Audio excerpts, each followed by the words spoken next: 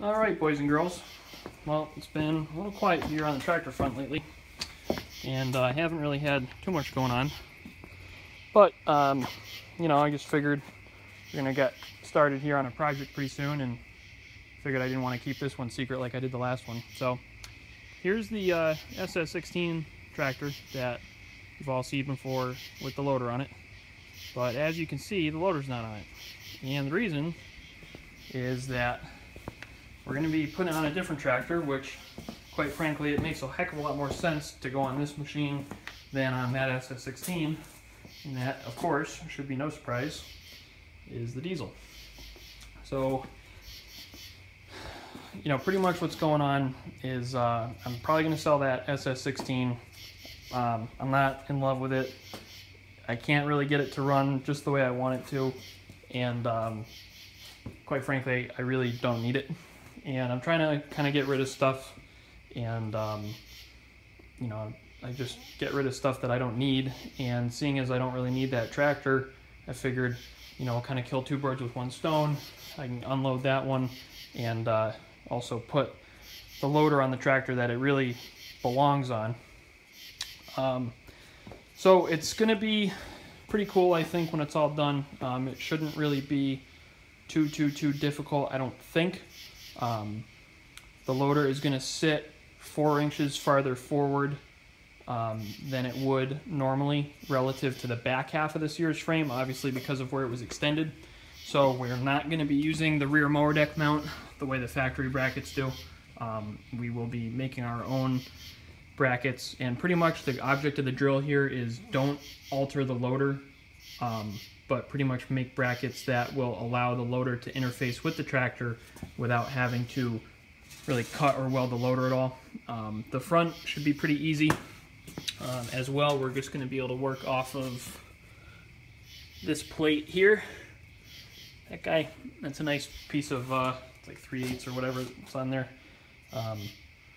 Maybe it's a quarter, but either way, nice sturdy place to mount too. The other thing that this is going to help is it's going to turn the loader into a structural part of the tractor, which is going to help keep the frame together on this thing too, because the frame really isn't really not the strongest part of this unit. So that'll be good.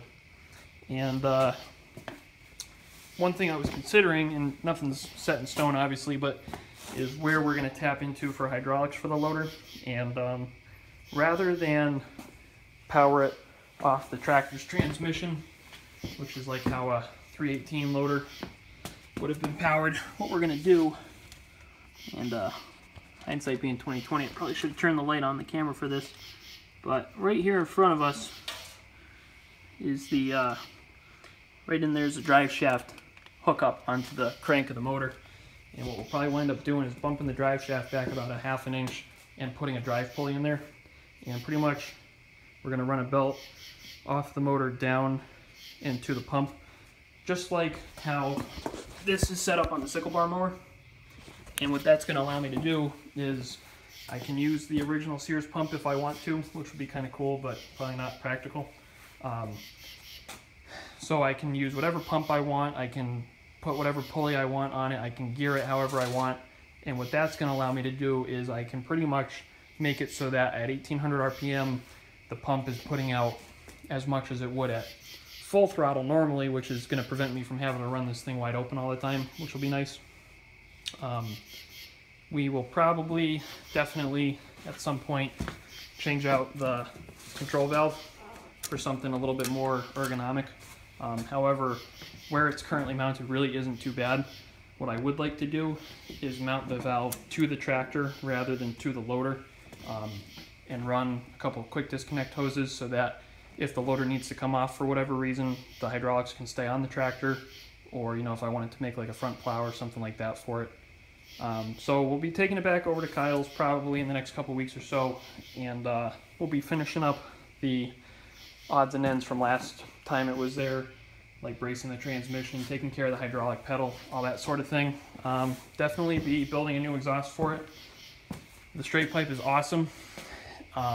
It's totally loud. It's awesome. It sounds like a big 4-cylinder. It's wicked cool. It turns a lot of heads, but it's also stupid loud at wide open throttle. So what we'll probably do is make a muffler for it and try and quiet it down a little bit, just so it's a little bit more enjoyable to use, you know, because obviously the loader on it, it's probably going to be running at or over half throttle most of the time.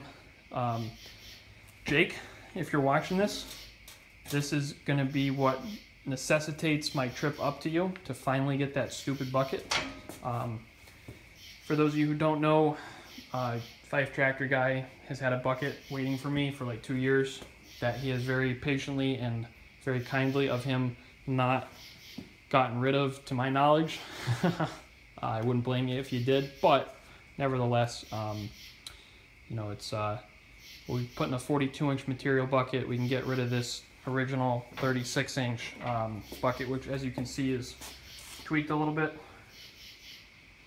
and you know, a nice 42-inch bucket on there, which will be better for snow and stuff.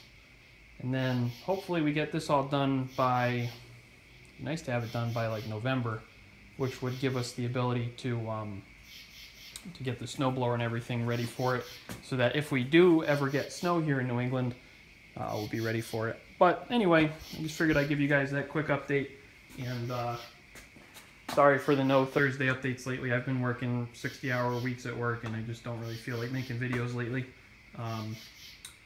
But anyway, that's going to do it for tonight. Thanks for watching, and hope to make some good progress on this thing. I think this is going to be a cool start to the next chapter of the Super Diesel series. Alright guys, thanks for watching.